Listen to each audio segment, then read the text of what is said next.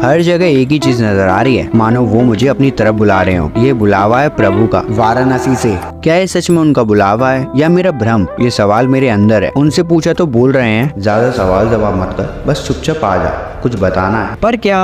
फिर पूछा। हे भगवान। अच्छा बेटा, मेरी कंप्लेंट मुझसे? हाँ तो किससे करूँ? वो मुझे नहीं पता, बस तू आ रहा है और नहीं आया तो तेरी मेरी कट्टी है। अच्छा ठीक है, सोचता हूँ इस बारे में।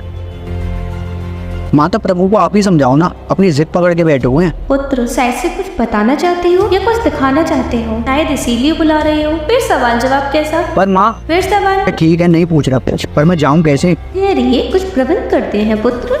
2024 से 2025 आ गई, एक साल बीत चुका है, पर लगता है कल की ही बात हो। बनारस से जब से लौटे हैं, मानो मैं वहीं का ही हो गया हूँ। मेरे इंस्टाग्राम की फीड से लेकर मेरे दिल दिमाग हर जगह एक ही चीज घूम रही है, काशी। मानो वो मुझसे कुछ कहना चाह रही है, पर मैं सुन नहीं पा रहा हूँ। वो मुझे अपने अंदर के हजारों राज सुनाना चाहती है मैं सुनूं और सबको सुनाऊं। और समय इतनी तेजी से निकला कि पूरा एक साल हो गया, पर लगता है कल की ही बात थी जब हम बनारस में थे। पर कोई नहीं, शायद से प्रभु का फिर से बुलावा आ गया है। ट्रेन की टिकट भी हो चुकी है और पैकिंग की पूरी तैयारी। हाँ, एंड टाइम पर सब कंप्लीट तो हो गया और अब समय आ गया नया कुछ सीखने का, नया देखने का और नया दिखाने का। पर क्या, ये तो प्रभु ही जाने। और इसी के साथ शुरू होती है हमारी नई सीरीज। जैसे ही मैं बनारस के प्लेटफॉर्म पर पैर रखा, एक अजीब से एहसास ने मेरे दिल को जकेट दिया। प्लेटफॉर्म पर लोगों की भीड़ थी, हवा में चाय और जलेबी की मीठी खुशबू, और फिर वो आवाज जिसने मुझे पुराने बनारस से जोड़ दिया। मुझे लगा ये बस एक सफर होगा, लेकिन ये तो कुछ और ही था। प्लेटफॉर्म से बाहर निकलते ही गलियों में अलम शुरू हो गया, रंग बिरंगी दुकानें, लोगों के चेहरे पर मुस्कुराहट और हवा में उनके शुरों की गूंज। हर तरफ से बुलावा जैसा मिल रहा था, लेकिन सबसे ज्यादा खींच के बुलावा आ रहा था काशी घाट से। मैं उस घाट पर हूँ एक कहानी खोजने के लिए। शायद इस घाट पर मेरी भी कहानी कहीं छुपी हुई है, लेकिन ये सिर्फ सफर नहीं है, आप लोग भी मेरे साथ हैं। आज से हर कदम पर बनारस की एक नई तस्वीर आपके सामने पेश करूंगा। तो चलिए देखते हैं बनारस के घाट पे ऐसा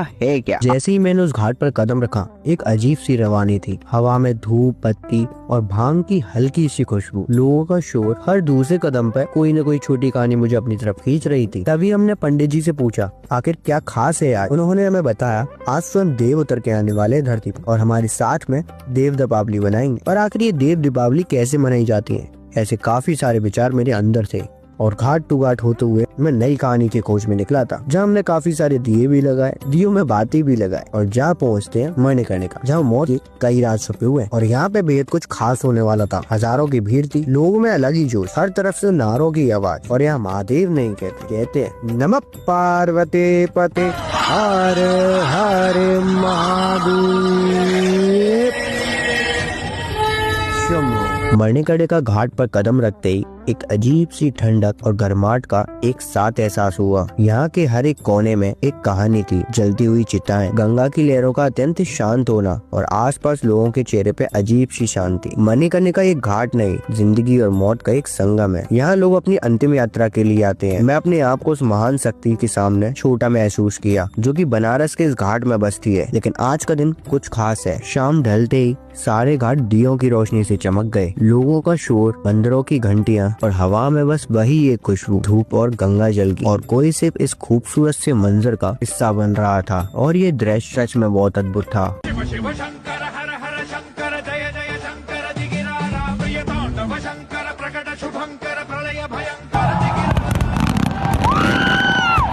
मणिकर्णिका से देव दीपावली तक का सफर इश्क बनारस का प्रमुख हिस्सा बन गया है और ये कहानी अभी भी जारी है। मुझे मौत से प्यार हो गया, तो आज सुबह सुबह अपने हॉस्टल से निकलकर हम चल देते हैं काफी और नई कहानी की खोज में, जहाँ बनारस की गलियों घूमते घामते और नई कहानी की खोज करते हुए हम पहुँच जाते हैं मणिकर्णिका घाट। जिस घाट पर कदम रखते ही लगा जैसे ही जिंदगी और मौत के बीच का पर्दा हटा दिया गया हो। बचपन से जिस मौत से मैं इतना ज्यादा डरता था, वो इतनी शांत और इतनी प्यारी होगी, मुझे आज समझ में आया। ना ही कोई शोर है और ना ही कोई अफसोस, बस है तो सिर्फ एक चीज, सुकून। मैं वहाँ गंगा के किनारे खड़ा समझने की कोशिश कर रहा था कि यहाँ की हवा इतनी अलग क्यों है। चिताएं जल रही हैं, धुआं आसमान में घुल रहा है। उस पल मुझे एक अजीब सी बात समझ में आई, मौत सिर्फ एक अंत नहीं, जिंदगी का वो हिस्सा जिसमें हम हर चीज से आजाद हो जाते हैं, क्योंकि वो तो जिंदगी की सबसे असली सच्चाई है। मैं वहाँ खड़े होकर देखता रह गया। मेरे सामने न जाने एक एक करके कितनी चिताएं जला दी गई हो, और उसी वक्त धीरे धीरे ये बात मेरे अंदर उतर गई कि मौत से तो प्यार हो सकता है, उस शांति के लिए, उस सुकून के लिए और उस असली रूप के लिए जो जिंदगी आरती के शोर के बाद आती है और ये कहानी अभी भी जारी है, क्योंकि इस बार काशी के कोतवाल की जो बारी सुबह के 9 से दोपहर के 3 बज गए, लेकिन काल भैरव जी के दर्शन नहीं हुए। तो जैसे कि आपने पिछली वीडियो में देखा था, हमें मणिकर्णिका घाट पर मौत से प्यार हो जाता है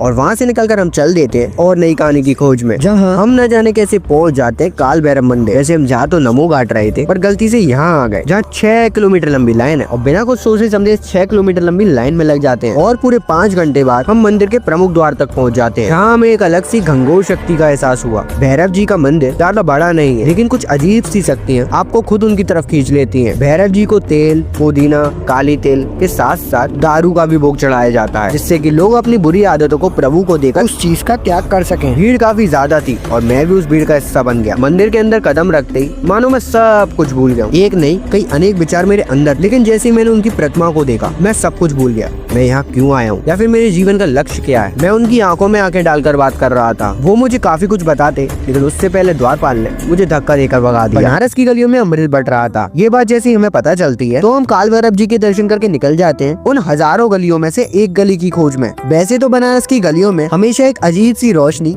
और रौनक से भरी होती है, लेकिन आज का दिन अलग था। हर मोड़ पर छोटी दुकान के सामने भीड़ लगी हुई थी। लोगों के चेहरे पे मुस्कुराहट है और हवा में वो केसर की महक, जिसका पीछा करते हुए हम जा पहुंचते श्री जी मलइयो वाले के पास। और यहाँ पर सभी लोग अमृत का सेवन कर रहे थे और फिर बिना किसी देरी के हमने भी एक अमृत का प्याला ले लिया। जब मलइयो के प्याले को अपने हाथ में लिया तो एक अजीब सा एहसास हुआ कि ये मेरे हाथ में पीले बादल से क्यों पकड़ा दिए। अब इसको खाऊं या पीऊं ये समझ में नहीं आ रहा था, और इसको पीने के बाद मेरी बॉडी पूरी ठंडी पड़ गई और मेरे शरीर में कुछ अजीब सा घुल गया, जैसा कि मैंने अमृत पी लिया हो। और सच में मलइयो सिर्फ एक मिठाई नहीं है, बनारस की रूह का मीठा टुकड़ा है। आज मुझे लगा कि बनारस की गलियों में अमृत बह रहा हो और वो अमृत एक कुल्लर मलइयो के रूप में मेरे सफर का हिस्सा बन गया। बनारस की गलियों में घूम ही रहे थे, तभी हमें दिखता है ये बोर्ड, जिसका पीछा करते हुए हम पहुंच जाते हैं हमारे प्यारे भोले बाबा से मिलने। और यहाँ पे भोले बाबा के साथ साथ हमारी माता रानी भी विराजमान थी। इनके दर्शन इत्यादि कर हमको दिखता है पितेश्वर महादेव जी का मंदिर, जो कि साल में सिर्फ एक बार खुलता है, जिनके ऊपर से दर्शन करने के बाद हमारे मन को काफी ज्यादा शांति मिलती है। और ये एक अकेला मंदिर है जो कि सिर्फ महाशिवरात्रि के दिन खोला जाता है, जो कि जमीन से 3 मंजिल नीचे है ना अमेजिंग। तो हम बनारस की गलियां घूमे रहे हैं, तभी हमारी नजर पड़ी एक बहुत ही प्यारे मंदिर पर। तो ये है वो, ये है हमारे रुद्र भैरव जी, इनका बहुत ही प्यारा मंदिर है इस गली में। बनारस की गलियों में काफी देर घूमने के बाद हम पहुंच जाते हैं गंगा के घाट पर। वहीं से मेरी नजर पड़ती है एक नेपाली थीम टेम्पल पर, जिनके दर्शन करना तो बनता ही था। सो हे माय डियर दोस्तों, जैसे कि आप सभी को पता है, हमें बनारस की 1 हफ्ते की ट्रिप है, जहाँ पे हमें देखने के लिए मिलता है बनारस का बहुत ही प्यारा एक नेपाली थीम पर टेम्पल। नेपाल के ट्रेडिशनल पगोडा स्टाइल आर्किटेक्चर में बना हुआ ये भव्य मंदिर, जो कि इसे बनारस के बाकी मंदिरों से अलग बनाता है। ये मंदिर 19वीं सेंचुरी में नेपाल के राजा राम बहादुर शाह की प्रेरणा से बनाया गया था। मंदिर के प्रवेश द्वार पर कढ़ाई और सुंदर नक्काशी देखने को मिलती है। हर कॉलम और वुडन फ्रेम पर नेपाल की लोक कला और मूर्ति कला की एक झलक है। मंदिर के अंदर एक भव्य शिवलिंग है, जो नेपाल के पशुपतिनाथ मंदिर की याद दिलाता है। ये मंदिर गंगा के किनारे इस तरह स्थित है कि आप एक पल के लिए भूल जाते हैं कि आप बनारस में हैं। यह सफर मुझे यही समझाता है, यह दुनिया भर के धर्म और संस्कृति का संगम है। और नेपाली मंदिर जैसे कई अनेक सुंदर मंदिर इसकी मिसाल है। और जहाँ शब्द खत्म होते हैं वहाँ से गंगा आरती शुरू होती है। क्या आप लोग तैयार है बनारस के इस रूहानी दृश्य को महसूस करने के लिए? बनारस की शाम एक अलग ही कहानी सुनाती है। गंगा के घाट पर होने वाली वो भव्य आरती अपने आप में एक अलग अनुभव और महत्व रखती है, जो आपको सीधे पुराने बनारस से जोड़ देती है। यह आरती प्रतिदिन दशाश्वमेध घाट पर की जाती है। शाम हो चुकी है, आरती की तैयारी जारी है और पिछले साल की तरह हम इस साल भी आरती को बहुत करीब से महसूस करने वाले हैं। पर इस बार मैं अकेला नहीं हूँ, आप लोग भी हमारे साथ हैं। और यहाँ सारी तैयारी हो चुकी है और पंडित जी मंत्रों का उच्चारण शुरू कर देते हैं, जिससे पूरा वातावरण महक उठता है। पूरे घाट पर अलग ही जोश और शांति दिखाई देती है। और फिर वो शंख की आवाज और कुछ ही समय में शुरू होती है माँ गंगा की भव्य आरती। जैसे ही आरती की पहली लौ उठी, उस रोशनी में मानो शिव और गंगा एक रूप बन गए हों। तो अपने हाथ जोड़े आंखें बंद किए गंगा मैया से कुछ मांग रहे थे। कुछ प्यार के साथ आंखों में जुनून था और मैं भाई जी द्वारा हो रहे मंत्रों के उच्चारण को दोहरा रहा होता हूँ। इतनी भव्य आरती को अपनी आंखों से देखने के बाद मानो ऐसा लग रहा था कि मैं स्वर्ग में आ गया हूँ और मेरे सामने कोई मूवी चला दी गई हो। वो जलती हुई लौ, मंत्रों के उच्चारण के साथ वो शंखनाद की आवाज हमें सीधा परमात्मा से मिलाती है और इसी के साथ आरती समाप्त होती है। बनारस ज्ञान का केंद्र है और इसी की खोज में आज सुबह 5 बजे हम निकल जाते हैं ज्ञान चुराने। फिर रास्ते में बनारस की यूनिक चाट खाने के बाद और एक कड़क चाय पी के बंदर मामा से रास्ता पूछने के बाद इस आइसक्रीम वाले से मिलते हैं और इन चाचा ने हमें बनारस के ज्ञान के केंद्र का रास्ता दिखाया, जिसे बनारस हिंदू यूनिवर्सिटी के नाम से जाना जाता है। और ये है बनारस के ज्ञान का केंद्र।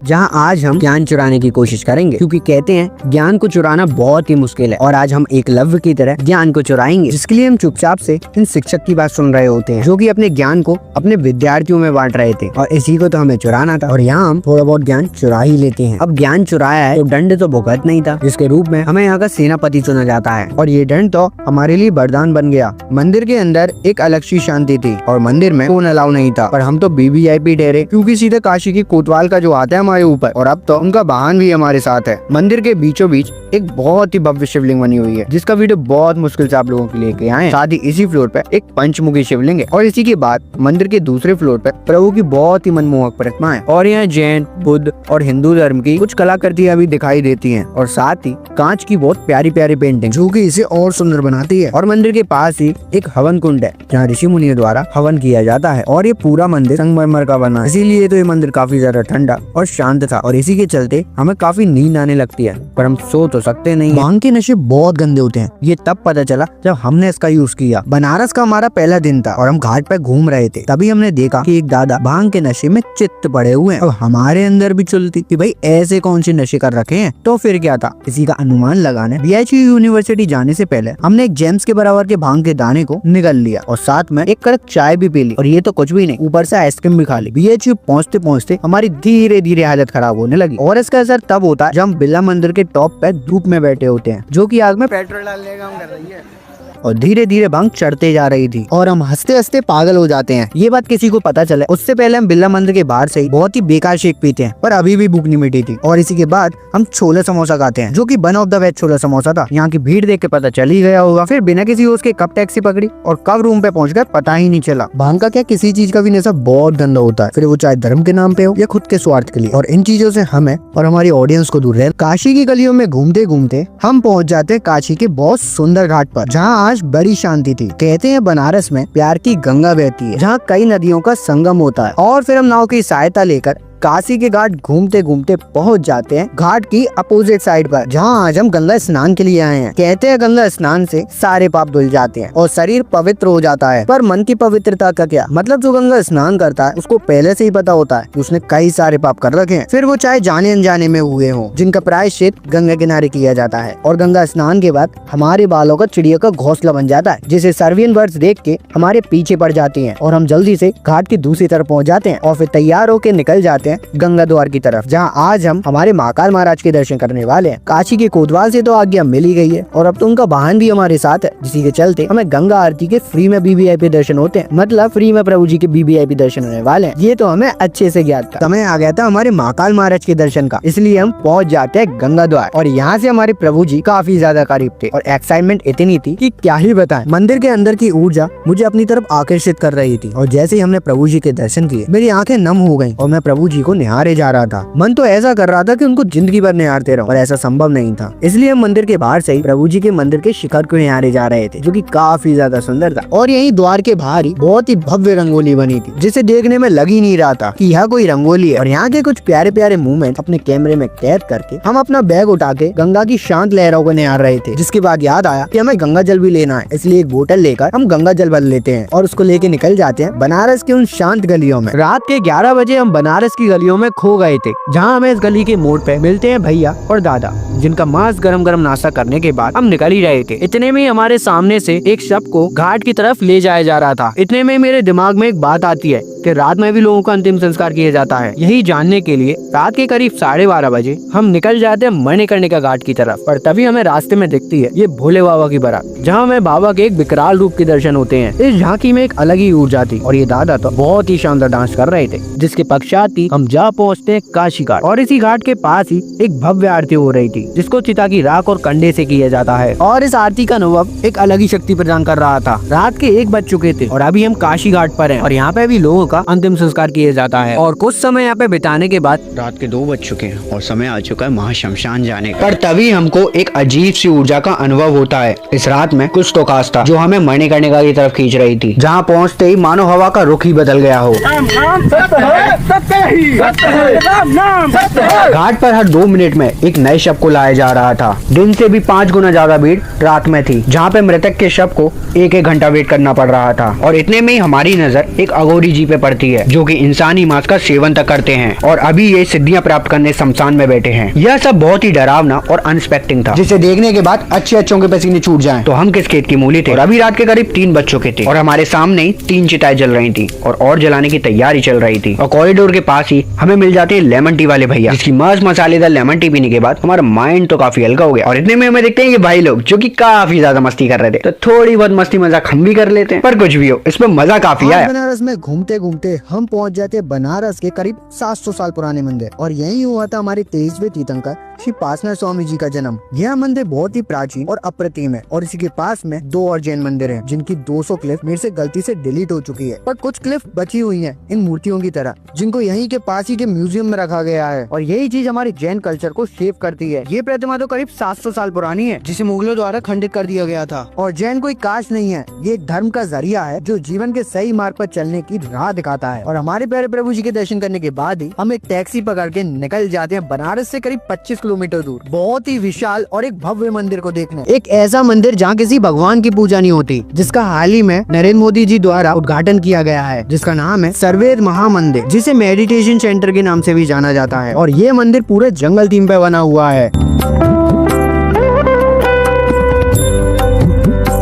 जो कि करीब 7 मंजिल ऊंचा एक भव्य मंदिर है, जिसके अंदर किसी भगवान की प्रतिमा नहीं है बल्कि एक योग गुरु की प्रतिमा है, जहाँ पे आप बैठ के मेडिटेशन कर सकते हैं। अगर आप बनारस आ रहे हैं तो यहाँ पे आना बिल्कुल भी मत भूलना। और रात में तो यह मंदिर और भी ज्यादा सुंदर लगता है, जो कि बनारस से करीब 20 किलोमीटर की दूरी पे है। और इसी के बाद ही हम निकल जाते हैं सारनाथ की तरफ। सारनाथ गंगा और वरुण नदी के संगम के पास बना हुआ है। कहा जाता है गौतम बुद्ध ने अपना पहला उपदेश इसी जगह दिया। इस उपदेश को धर्म चक्र प्रार्थना कहा जाता है और इसी के पास बना हुआ है ये बहुत ही खूबसूरत मंदिर को श्रीलंका के मॉन्क्स बनाए थे, जिनका नाम अनागारिक धर्म भाव था, जिन्होंने इस मंदिर को 1931 में बनाया है। मंदिर के अंदर आप जाएंगे, भगवान बुद्ध की 8 फीट की मूर्ति देखने जो सफेद संगमरमर का, जिसके ऊपर सोने का पत्थर चढ़ाया गया। उसी के पीछे एक अंडरग्राउंड तहखाना बना के भगवान बुद्ध की इसमें अस्थियां रखी गई, उनके दांत रखे हुए। मंदिर में देखेंगे दोनों साइड में वॉल पेंटिंग है, जो कि जापान के जो कलाकार कोशोर मोशन 1932 से 36 तक 4 सालों में किया हुआ, जो कि जापानी स्टाइल में भगवान बुद्ध की पूरी लाइफ दिखाई गई। और उस जमाने के कलर्स लगाएंगे तो फाइडोइन रिस्टोर किया गया, जैसा वैसे 90-95 साल से पेंटिंग है। 1922 में इस मंदिर का नींव रखा, जैसे 9 साल लगे इसको बनने में। 71,000 रुपीज डोनेशन के पैसे से पूरा मंदिर बनाया गया। जिसके पास ही हमें दिखता है ये मेटल का बहुत ही हैवी बेल, और साथ ही यहाँ पे काफी सारे कॉपर के व्हील्स थे, जिस पर बुद्धिज्म लैंग्वेज में घुमाने पद में हम लिखा है। बुद्धिज्म लोग इसको घुमाने से माला जपने बराबर मानते हैं। श्रीलंका से सीधे हम पहुंच जाते जापान। नहीं, ये है बनारस का जापानीज बुद्धिज्म टेम्पल।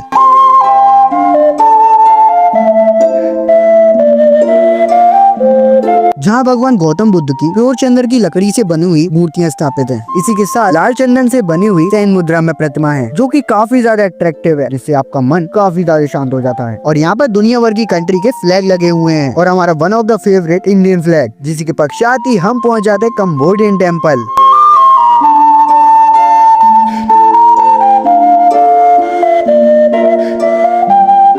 और इस जगह आगे तो ऐसा लग रहा है कि मैं कहीं बाहर के देश में आ गया हूँ। और यहाँ की मार्बल का डिजाइन देखो यार, काफी यूनिक है। और यहीं पे हमें देखने के लिए मिलती है गौतम बुद्धा की व्हाइट संगमरमर की प्रतिमा, जो कि काफी ज्यादा शाइनिंग और बहुत ही सुंदर थी। इनकी कारीगरी को देख के मैं तो दंग ही रह गया था। इस टेम्पल के एक एक आर्किटेक्चर और एक एक डिजाइन को बिल्कुल कंबोडियन स्टाइल में बनाया गया है, जो कि इसे और भी ज्यादा सुंदर बनाता है। 15 दिन हो गए और हम घर नहीं पहुँचे। बनारस की सीरीज खत्म करने का समय आ गया था, क्योंकि सिर्फ एक हफ्ते के लिए बनारस आए थे और यहाँ 15 दिन कब निकल गए पता ही नहीं चला। पूरे साल भर की शेविंग को इस ट्रिप में उड़ाने के बाद घर जाते हुए दुख तो हो रहा था, पर क्या करें, घर तो एक न एक दिन लौटना ही था। बनारस में न जाने हमने क्या क्या घूमा, देव दीपावली से लेकर मणिकर्णिका घाट तक, फिर वो चाहे दिन में हो या फिर रात में। साथ ही नेपाली टेम्पल और गंगा आरती के भव्य दर्शन। और ये तो कुछ भी नहीं, दुनिया का सबसे बड़ा मेडिटेशन सेंटर। इसके बाद ही सारनाथ, जहाँ पर गौतम बुद्ध को ज्ञान की प्राप्ति हुई। और तो और जापानीज टेम्पल, साथ ही कंबोडियन टेम्पल, एक और टेम्पल था जो कि बंद था। पर ये तो मैंने तुम्हें मेन पॉइंट बताए, मैंने इससे ज्यादा एक्सप्लोर किया, इसलिए हम ट्रेन पकड़कर घर के लिए निकल जाते हैं। हैं और ट्रेन में हमने स्विगी से ऑर्डर किया था और यहाँ तो जोमेटो की पैकिंग में खाना आ रहा है। हाँ, पर कहना पड़ेगा खाना बिल्कुल टाइम पे दिया था, वो भी गर्म था, इसलिए मैं इसको 5 में से 3.5 स्टार तो दे ही देता हूँ। और ये सुबह सुबह पता नहीं हमारी ट्रेन कहाँ पहुंच गई है, पर घर जरूर पहुंचने वाले हैं क्योंकि आखिरी स्टॉपेज हमारा ही है। इसलिए इस सीरीज को यही एंड करते हैं और मिलते किसी नई सीरीज के साथ, तब तक लिए हर हर महादेव।